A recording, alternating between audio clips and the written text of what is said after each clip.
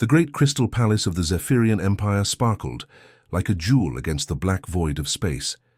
Inside its gleaming halls, thousands of alien dignitaries had gathered for the most important celebration in galactic history. The air buzzed with excitement and the sweet smell of victory. Admiral Korvek stood at the center of it all, his blue-scaled skin reflecting the light from massive holographic screens that surrounded the room. These screens showed something that filled every Zephyrian heart with pride: the burned and lifeless worlds where humans used to live.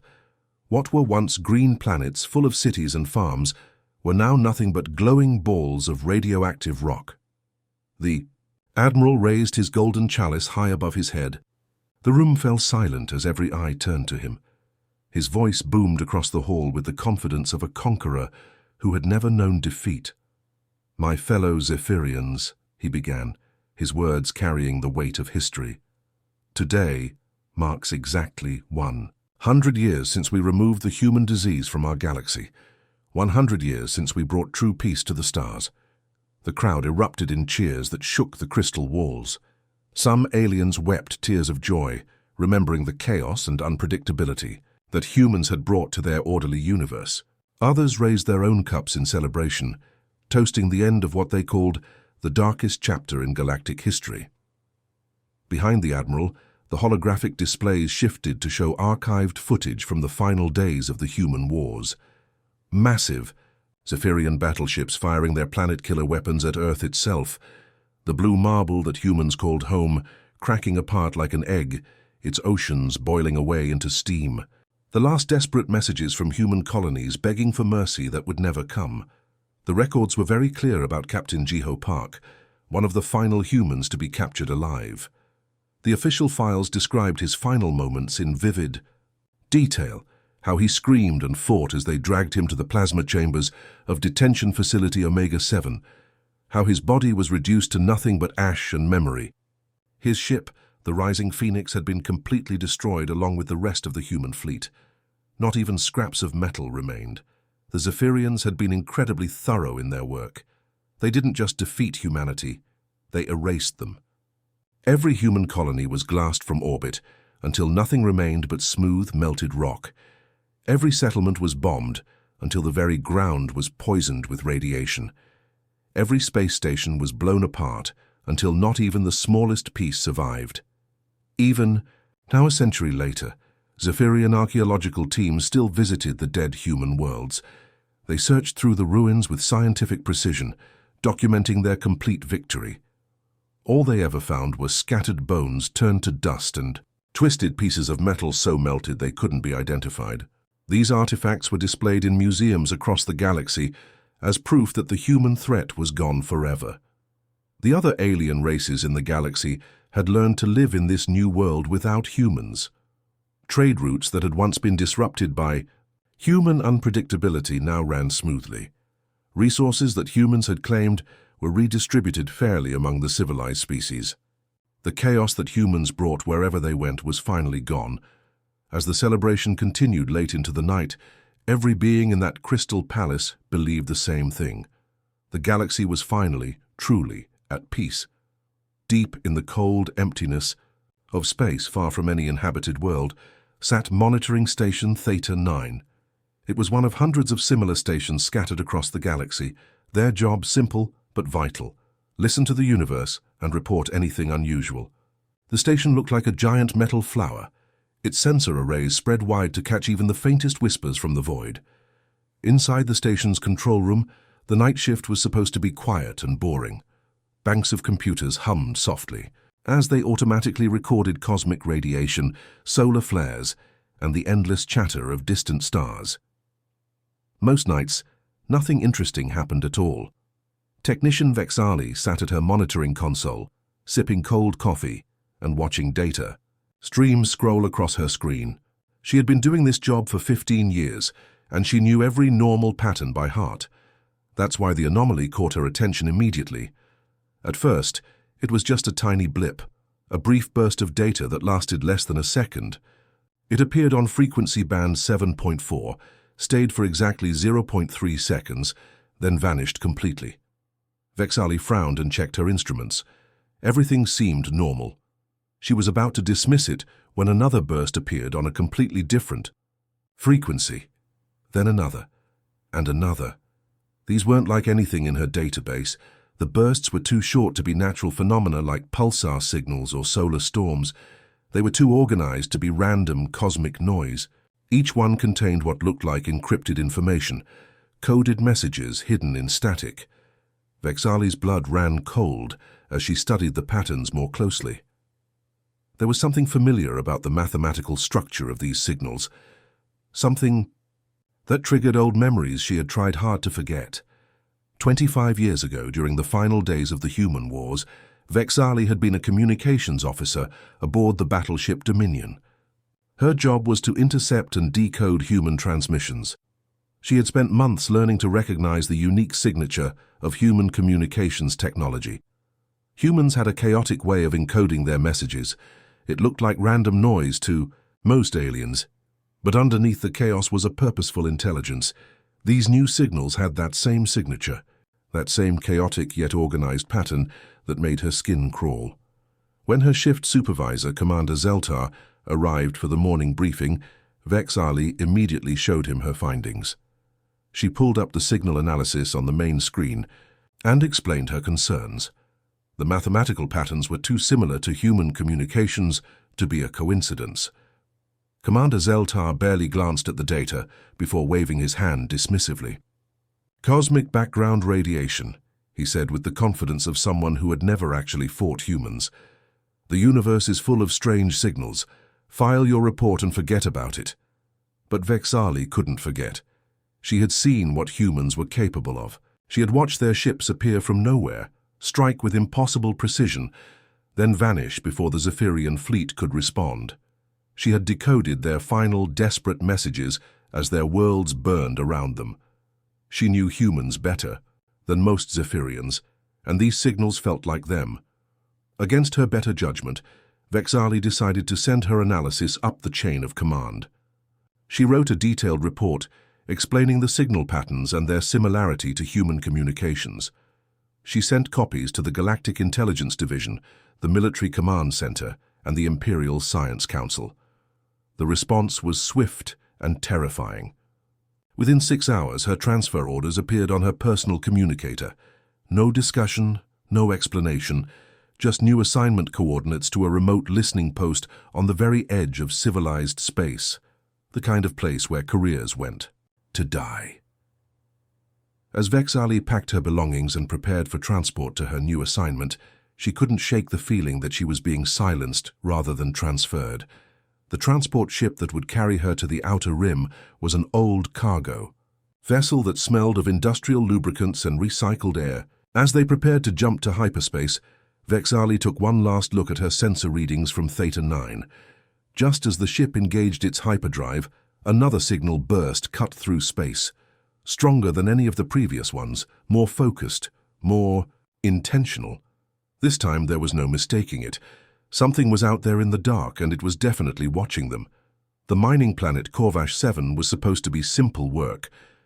Just another dead rock floating in space, rich with rare metals that the Zephyrian Empire needed for their expanding fleet. The planet's surface was covered in red dust and jagged mountains, with no signs that anything had ever lived there. According to all their surveys, it was completely lifeless and had been that way for millions of years. Foreman Zektar had been running mining operations on dozens of worlds just like this one. His team of 12 miners worked in shifts using massive drilling machines to bore deep into the planet's crust. The work was hot, dirty, and dangerous, but it paid well. Most days they found exactly what they expected: layers of rock, metal ore, and nothing else. But today was different. The massive drill bit was cutting through solid granite when something went wrong. The screaming sound of metal against stone suddenly changed to a hollow whoosh as the drill broke through into empty space. The entire drilling platform shuddered and nearly toppled over as the bit found no resistance. Zektar shut down the drill immediately and peered into the hole they had just created. His headlamp beam disappeared into darkness that seemed to go on forever. According to their geological scans, there should have been solid rock for another 300 meters.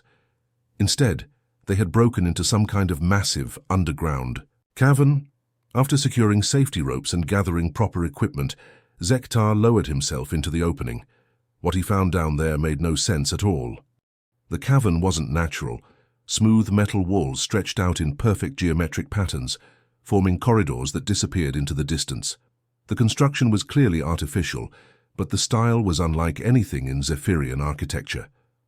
The walls were made of some kind of dark metal that seemed to absorb light, and they were covered with symbols and markings that hurt to look at directly.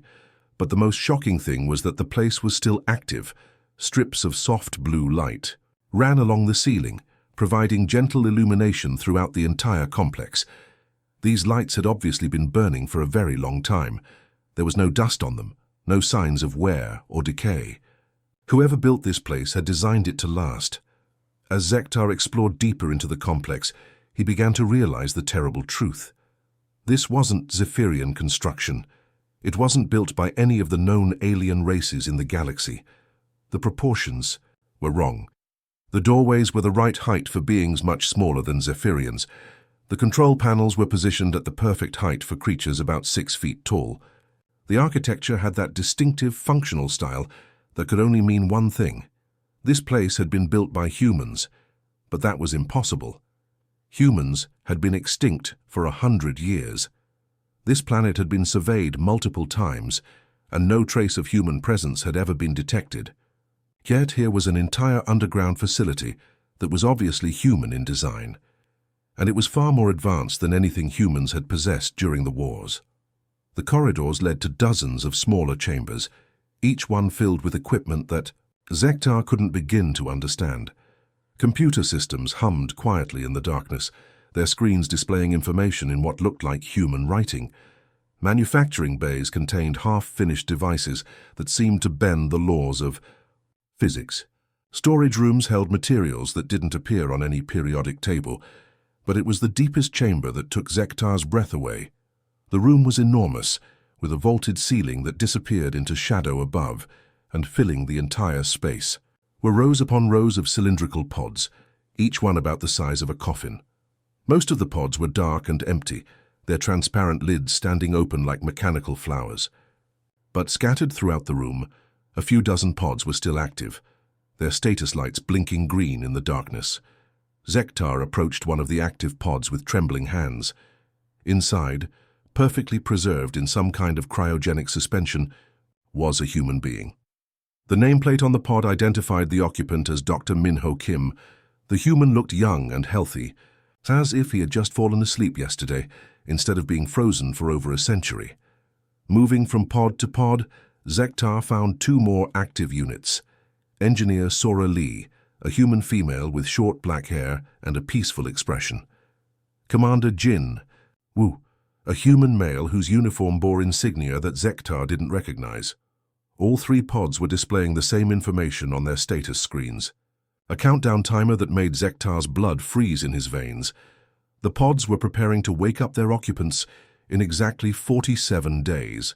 Somewhere deep underground on a planet that was supposed to be dead, 3 humans were about to return to a galaxy that thought their entire species was extinct. And judging by the advanced technology surrounding them, they had spent their century of sleep preparing for something big. Captain Vexali sat in her cramped quarters on Nexus 4, the most remote and forgotten outpost in the Zephyrian Empire. The place was barely more than a weather station with living quarters, a frozen rock at the edge of known space where they sent people who asked too many questions. Her official job was to monitor local space traffic, but since almost nothing ever came through this sector, she spent most of her time listening to intercepted communications from across the galaxy. It had been 3 months since her transfer, 3 months of bitter cold and endless silence. But lately, that silence was being broken by disturbing reports filtering in through official channels.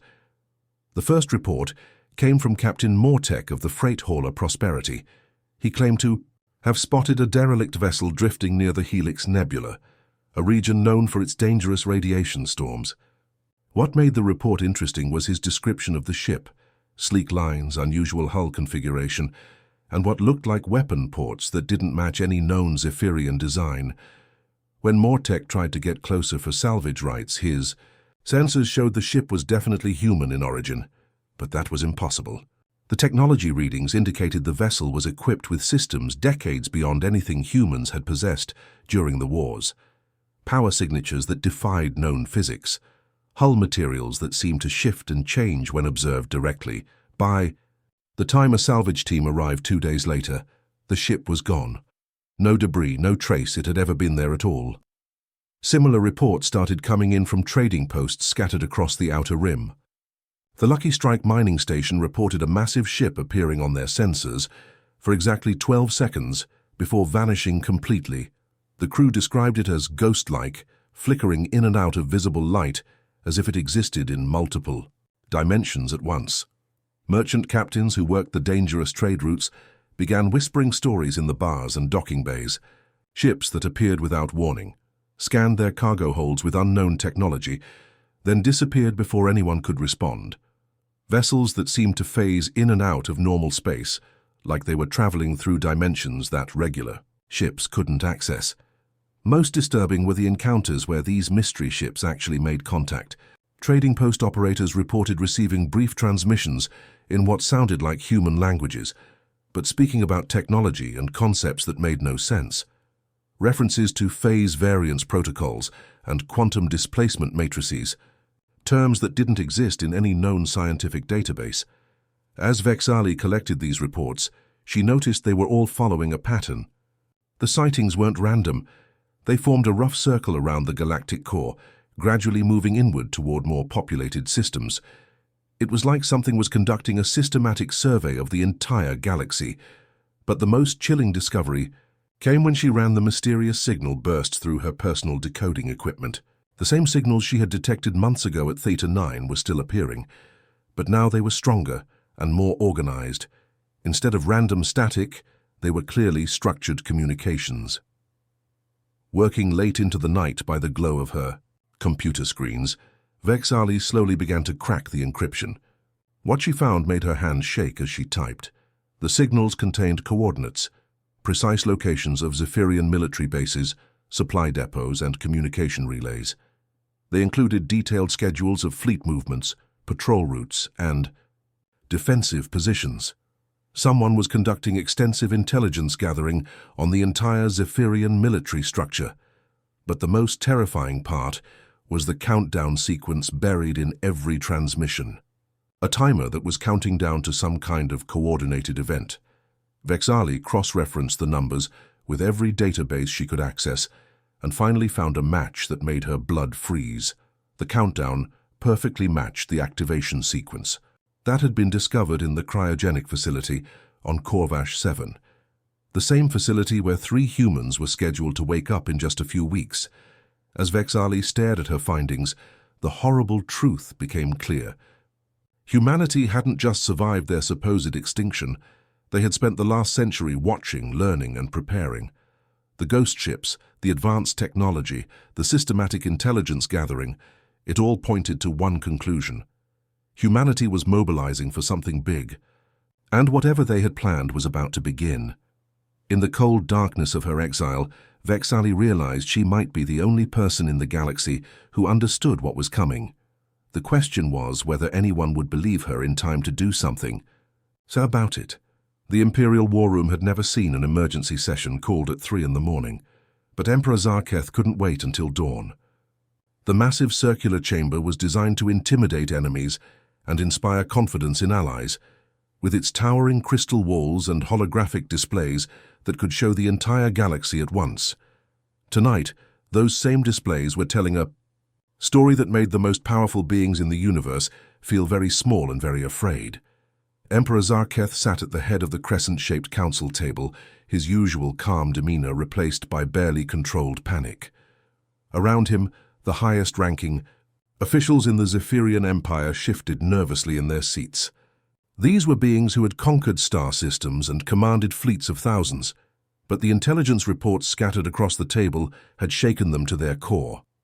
Intelligence Director Morvan stood before the massive holographic display, his voice steady, despite the impossible information he was presenting.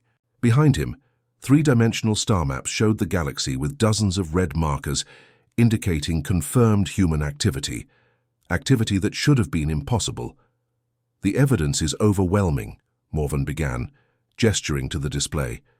"Humanity did not die out a century ago as we believed. Instead, they went into hiding and have been using that time to develop capabilities far beyond anything we witnessed during the original wars." The archaeological reports from Corvash 7 were just the beginning. Similar facilities had been discovered on 17 other worlds across the galaxy, all of them planets that the Zephyrians had surveyed and declared lifeless. Underground complexes, filled with technology that seemed to violate the known laws of physics. Manufacturing centers that had been producing unknown devices for decades. Most disturbing of all, cryogenic facilities where thousands of humans had been sleeping, waiting for some predetermined signal to wake up. "Look at these locations," Morvan continued, highlighting sectors on the star map. "Deep space regions where our sensors have limited range, dark matter fields that interfere with conventional detection equipment, nebulae with radiation signatures that mask technological emissions. They've been hiding in our blind spots for an entire century." Fleet Admiral Kexaval leaned forward, his scarred face reflecting the blue glow of the holographic displays. "How many of them are we talking about? Our records show we eliminated their entire population." "That's what they wanted us to think," Morvan replied grimly. "Based on the size of the facilities we've found, we estimate they saved at least 50,000 individuals. But that number could be much higher. These are just the locations we've discovered so far." The room fell silent as the implications sank in. 50,000 humans, given 100 years to develop new technologies while studying their enemies. 50,000 survivors with nothing to lose and everything to prove. Emperor Zarketh's voice cut through the silence like a blade. "Show them the intercepted transmissions." Morvan activated a new display showing communication patterns intercepted across multiple sectors. The signals Captain Vexali detected months ago were just the beginning. Human communications are now active throughout the galaxy. They're coordinating something on a massive scale. The transmission logs showed an increasing volume of encrypted messages moving between hidden human bases. Supply requests, personnel transfers, and what appeared to be countdown sequences all pointed to some kind of coordinated operation. "They've had 100 years to study us," Emperor Zarketh said, his voice heavy with the weight of realization. "To learn our weaknesses, our patrol patterns, our defensive strategies. We've been completely exposed to them this entire time." General Voxtar, commander of the Imperial Ground Forces, slammed his fist on the table. "Then we find them and finish what we started a century ago." "With what?" Morvan asked quietly. "The technology they're displaying is decades beyond our current capabilities. Our weapons might not even affect their new ships." As if summoned by their fears, a new alert chimed through the war room's communication system. A priority transmission had been intercepted, broadcast on frequencies that reached every corner of Zephyrian space. The message was brief, delivered in perfect Zephyrian language with no distortion or encryption. Just 5 words that sent ice through every heart in the room. "We remember everything you did," but it was the sender identification that made Emperor Zarketh's blood freeze. The transmission signature matched the personal codes of Commander Taehyung Shin, a human officer, who had been publicly executed in the central square of the imperial capital 93 years ago. Zarketh had been there personally to witness the execution. He had seen Taehyung Shin die. Yet somehow, impossibly, that same person had just sent them a message from the void. The war room fell into stunned silence as the horrifying truth became clear. Not only had humanity survived their supposed extinction, but they had been watching and waiting for nearly a century. They knew everything about their enemies, while the Zephyrians knew almost nothing about what humanity had become. Thus, hunters had become the hunted, and they had never even realized the game had changed. The alarm started screaming at exactly 1427 Galactic Standard Time, jolting every operator in the Central Defense Command from their routine duties. At first, the technicians thought it was a system malfunction. Their sensors were showing impossible readings. A massive object had just appeared in the most heavily defended sector of Zephyrian space, right in the heart of their home system. But this wasn't a malfunction. Something had materialized less. than 50,000 kilometers from Zephyr Prime itself, completely bypassing 3 rings of defensive satellites, patrol ships, and early warning systems. It was as if the object had simply stepped sideways through reality and emerged exactly where it wanted to be.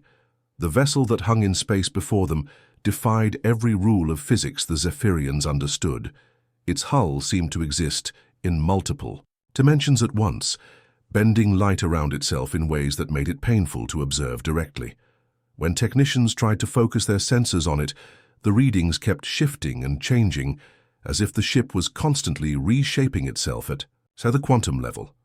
The design was clearly human in origin, but evolved far beyond anything from the old wars. Where human ships had once been crude and functional, this vessel was elegant and terrifying. Its surface rippled like liquid metal, and strange energy patterns danced across its hull in colors that didn't have names. Admiral Vex Corin, commander of the Home Defense Fleet, stared at his tactical displays in disbelief. How did it get past our sensors? How did it get past everything? His weapons officer was frantically working at his console, trying to get a target lock on the intruder. "Sir, our targeting systems can't establish a solid lock. The ship keeps phasing in and out of our sensor range. It's like it's existing in several different layers of space at the same time." Before the Admiral could respond, every communication channel in the system suddenly activated with an incoming transmission. The signal was crystal clear, transmitted on frequencies that reached every ship, space station, and planetary surface across the entire Zephyrian home system. The voice that spoke was unmistakably human, female, calm, and carrying the kind of quiet confidence that comes from absolute power. "This is Ambassador Yuna Choi of the Human Remnant Coalition. We are requesting an immediate audience with your leadership. We have traveled a very long way to have this conversation." In the Imperial Palace on Zephyr Prime, Emperor Zarketh watched the live feed from his private chambers, his hands trembling as he gripped the arms of his throne. The human woman's voice was speaking perfect Zephyrian, with grammar and pronunciation that suggested she had studied their language for decades. Admiral Vex Corin activated his weapons systems, hoping that superior firepower might compensate for their technological disadvantage. Across the defense fleet, hundreds of ships powered up their main guns and missile systems, creating enough destructive force to crack a moon in half. But when they tried to fire, nothing happened. The weapons systems simply refused to activate. Every ship in the fleet found their targeting computers displaying the same message. Target does not exist in current dimensional matrix. It was as if the human ship existed in a completely different layer of reality, one where conventional weapons had no effect. Ambassador Choi's voice continued, and there was something almost sympathetic in her tone, like a teacher explaining a difficult concept to a struggling student. "We know you're trying to destroy us. We can see your weapons, charging your targeting systems, attempting to lock onto our position. But we exist in a quantum state that your technology cannot affect. Please don't waste any more energy on futile attacks." The transmission paused for a moment, and when it resumed, the ambassador's voice carried the weight of a century's worth of planning and preparation. "We have spent 100 years in the darkness between stars, learning everything we could about you. We studied your language, your culture, your military tactics, and your weaknesses. We learned about the mistakes that led to our near extinction, and we learned what we needed to become to ensure it never happens again." In research stations across the galaxy, Zephyrian scientists were frantically trying to understand the energy readings coming from the human vessel. The ship was generating power levels that exceeded their theoretical maximums, using principles of physics that weren't supposed to exist. "We learned patience," Ambassador Choi continued. "We learned to think in centuries instead of years. We learned to become something more than what we were before you tried to destroy us." Her final words came like the announcement of a death sentence, delivered with the calm certainty of someone who held all the cards in a game their opponents didn't even know they were playing. "We are ready to discuss the terms of your surrender." The silence that followed was absolute. Across the Zephyrian Empire, billions of beings who had celebrated humanity's extinction for a century suddenly realized that the galaxy's most dangerous species had returned. And they had returned as something far more terrifying than anyone had ever imagined. The greatest armada in galactic history, assembled in the cold vacuum of space around Zephyr Prime. 10,000 warships from 17 different star systems formed perfect battle formations that stretched across millions of kilometers. Massive dreadnoughts bristling with planet-killing weapons floated alongside nimble destroyers and heavily armored cruisers. The combined firepower represented enough destructive force to sterilize entire solar systems. Admiral Korvex stood on the bridge of his flagship, the Eternal Dominance, watching the tactical displays with grim satisfaction.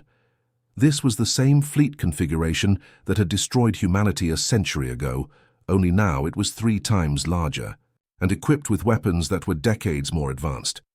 Whatever tricks these surviving humans had learned during their exile, surely they couldn't stand against such overwhelming force. "All battle groups report ready, Admiral," his tactical officer announced. "We have visual confirmation of 17 human vessels in the target zone." Korvex nodded slowly. 17 ships against 10,000. Even with their apparent technological advantages, the mathematics were impossible. No force in the galaxy could overcome such odds. "Begin the attack," he ordered. "Let's finish what we started a century ago." The first wave of Zephyrian ships opened fire with synchronized precision, unleashing enough energy to vaporize a small moon. Plasma cannons, antimatter torpedoes, and quantum disruptors all converged on the human positions in a display of destructive power that lit up space, like a miniature star. But when the energy dissipated, the human ships were simply gone. "Where did they go?" Korvex demanded, staring at empty space where his targets had been moments before.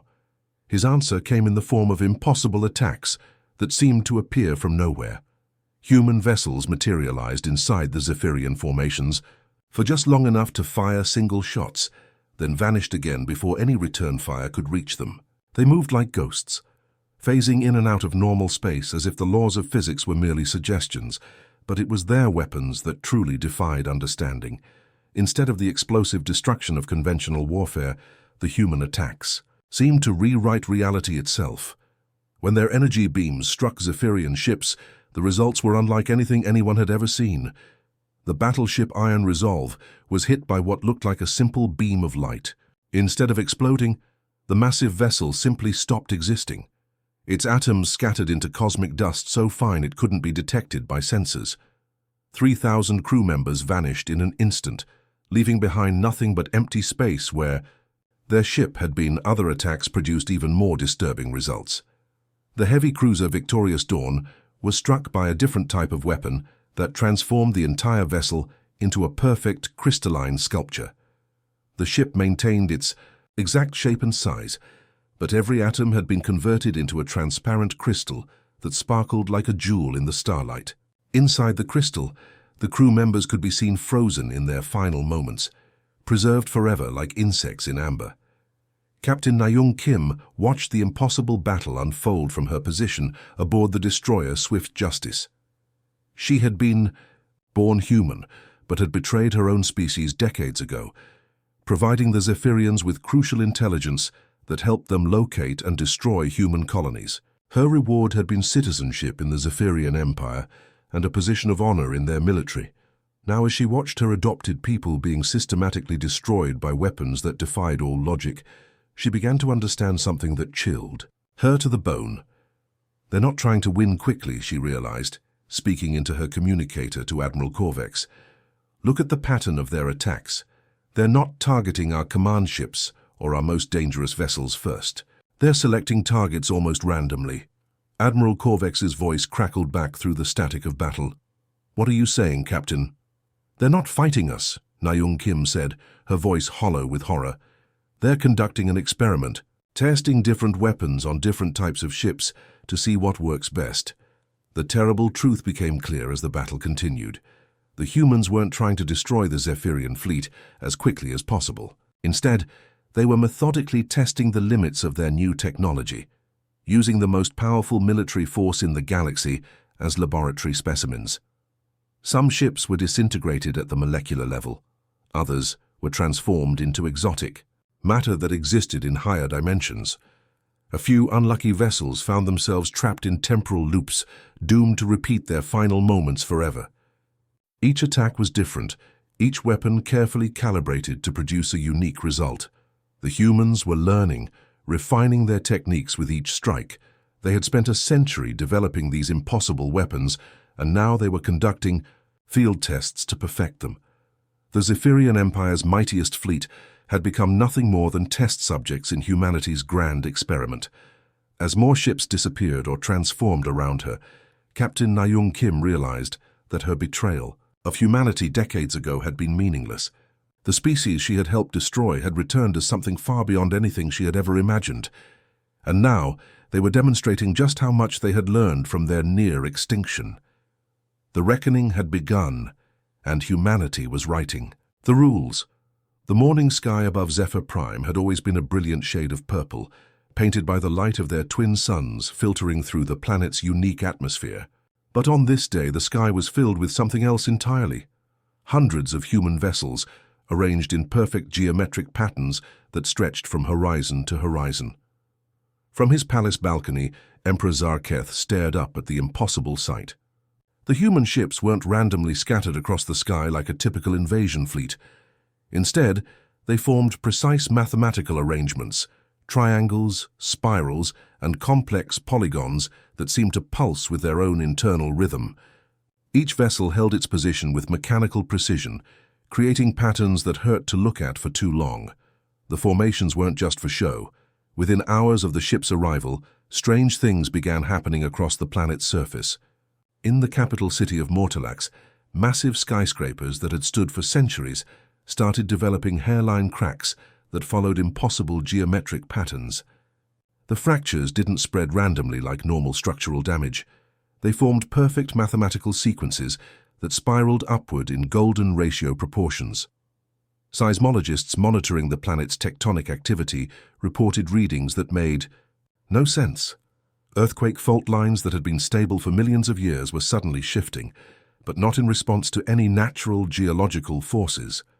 The movements followed quantum probability patterns that existed only in theoretical physics textbooks. Ambassador Yuna Choi's voice filled every communication device on the planet, from personal communicators to massive public address systems. In city centers, her words reached into homes, offices, military bunkers, and even the deepest underground shelters where some Zephyrians had tried to hide. Citizens of Zephyr Prime, she began, her tone carrying the patience of someone explaining basic concepts to children. We want you to understand something important. We could have simply destroyed your world. Our weapons are capable of cracking your planet like an egg or turning your sun into a black hole. But destruction is the old way, the crude, wasteful method that you taught us when you tried to eliminate our species. In the streets below the palace, crowds of Zephyrians gathered to stare up at the alien formations in their sky. Many were panic-stricken, running in all directions or trying to find shelter, but others stood perfectly still, their faces turned upward with expressions of wonder rather than fear. What we're doing instead, Ambassador Choi continued, is offering you the same gift that your attempted genocide gave to us, the opportunity to evolve beyond your current limitations. The human ships began to emit a low-frequency hum that could be felt rather than heard. The sound seemed to penetrate deep into the bones and minds of every living being on the planet. But this wasn't an attack. It was something far stranger and more profound. Emperor Zarketh watched in fascination and horror as the effects became visible among his people. Zephyrians who had been standing in the crowds began to change, not physically at first, but in ways that were somehow more fundamental. Their eyes took on a distant, contemplative look, as if they were seeing things that had always been invisible to them. In the palace throne room, his own advisors were experiencing the transformation. Minister Veltar, who had always been focused on military strategy, suddenly began speaking about concepts of multidimensional mathematics that he had never studied. General Koksari started describing the interconnectedness of all matter in the universe with the passion of a philosopher rather than a soldier. The changes weren't random or chaotic. The human field was somehow expanding the consciousness of every Zephyrian it touched. allowing them to perceive reality in ways their species had never been capable of before. They could suddenly understand concepts that would have required decades of study, see patterns in the universe that had previously been invisible, and communicate through methods that transcended language. But not everyone was affected equally. Those Zephyrians who fought against the transformation, who tried to resist the expanding awareness, found themselves increasingly isolated. They could no longer understand what their changed companions were talking about.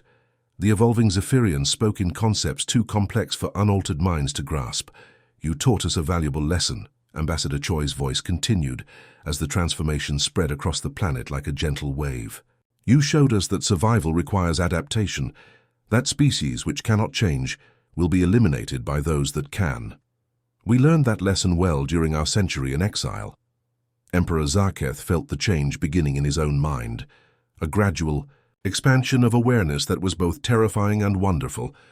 He could suddenly perceive the mathematical elegance underlying the human ship formations, understand the quantum mechanics that allowed their weapons to rewrite matter itself, and see the beautiful complexity of their century-long plan for revenge and renewal. "Now," Ambassador Choi announced as the transformation reached every corner of the planet, "we teach the same lesson to you. Adapt and transcend your limitations, or remain in the past while the galaxy moves beyond you." The siege of Zephyr Prime wasn't about conquest or destruction. It was about forced evolution, and humanity had become the teachers in a classroom that encompassed an entire world. 5 years had passed since the siege of Zephyr Prime, and the galaxy had transformed in ways that no one could have imagined. The mighty Zephyrian Empire, which had once ruled over 17 star systems with an iron fist, no longer existed. In its place was something entirely new, a cooperative network of evolved beings working together toward goals that their ancestors could never have comprehended. Commander Hyunwoo Park stood in the observation lounge of the human flagship New Dawn, watching the bustling activity in the space around what had once been the Zephyrian homeworld. The massive space stations that orbited the planet were no longer military installations, but centers of learning and research where beings from dozens of different species worked side by side. Through the transparent aluminum windows, he could see construction crews building something that would have been impossible just a few years ago, a massive ring structure around the planet that would serve as a launching point for deep space exploration missions. The workers weren't all human, and they weren't all Zephyrian either. They were something new, evolved beings who had transcended the limitations of their original biology while retaining the best aspects of their individual cultures. "It's remarkable how quickly they've adapted," said Dr. Yoonji Han, joining him at the observation window. As humanity's chief xenobiologist, she had spent the last 5 years studying the transformation effects and helping to guide the evolution of other species. "The Zephyrians who chose to evolve have exceeded even our most optimistic projections." Commander Park nodded, watching a group of transformed Zephyrians working alongside humans to calibrate a new type of quantum communication array. Their movements were fluid and coordinated in ways that suggested they were sharing thoughts and ideas at levels far beyond normal conversation. "What about the ones who chose to remain unchanged?" he asked. Dr. Han gestured toward another section of the star system, where a beautiful blue-green world spun peacefully in the void. "Zephyr Minor is thriving. We gave them everything they needed to build a traditional Zephyrian society, advanced technology, but not beyond what they can understand and maintain. They're happy there, living according to their original nature. This had been humanity's gift to the galaxy, choice." Unlike the Zephyrians, who had tried to solve the problem of dangerous species through genocide, humans offered alternatives. Those who wanted to evolve beyond their biological limitations could join the growing network of transcended beings. Those who preferred to remain as they were could live in carefully maintained worlds where their traditional ways of life were preserved and protected. "The galaxy trembles," Dr. Han observed, watching as a new species' first contact ship approached one of the orbital stations. "But not with fear anymore." "Growing pains," Commander Park replied, thinking about his ancestor Jai-Ho Park, whose supposed death in the plasma chambers had been an elaborate deception designed to convince the Zephyrians that their genocide was complete. The universe is learning to walk again. The transformation wasn't limited to the former Zephyrian territory. Across the galaxy, monitoring stations were detecting new types of signals, not from human technology, but from other species who were beginning their own journeys toward transcendence. The Altarian collective had started experimenting with consciousness expansion techniques. The Rigel Commonwealth was developing technologies that bent the laws of physics in ways similar to human achievements. The cascade effect had begun. Species that had witnessed humanity's transformation of the Zephyrians were choosing to evolve rather than risk being left behind in a galaxy that was rapidly moving beyond traditional limitations. But humanity didn't force these changes. Instead, they had become guides and teachers, using the hard-won wisdom from their own near extinction to help younger civilizations avoid the mistakes that had once brought them to the brink of annihilation. Commander Park remembered the stories his grandfather had told him about the old days, when different species fought endless wars over resources and territory. Those conflicts seemed primitive now, relics of a time when beings were trapped by the limitations of their biology and couldn't see beyond their immediate needs and fears. "Look at that," Dr. Han said, pointing to a section of space where several ships from different species were working together to establish a new research station. 6 months ago, the Vegan Republic and the Centauri Alliance were preparing for war over mining rights in that sector. Now they're collaborating on a project to study dark matter interactions. The beauty of it wasn't just in the cooperation, but in the elegance of the solution.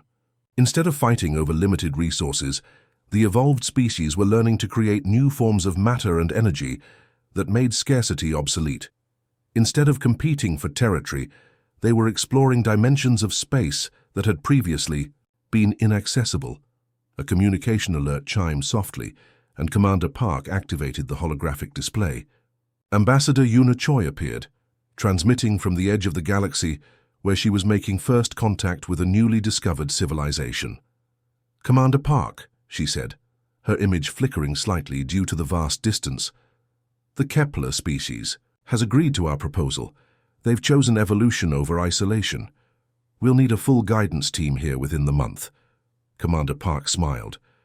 Another species choosing to join the growing network of transcended beings rather than remaining trapped in their original limitations. The galaxy was becoming something beautiful, not through conquest or force, but through the gentle guidance of those who had learned to overcome their own darkest impulses. The trembling that had once been caused by fear and conflict had transformed into something entirely different. Now it was the rhythm of growth, the pulse of a universe learning to dance with possibilities that its inhabitants had never dared to imagine. Humanity had become the galaxy's shepherds, and the flock was learning to fly.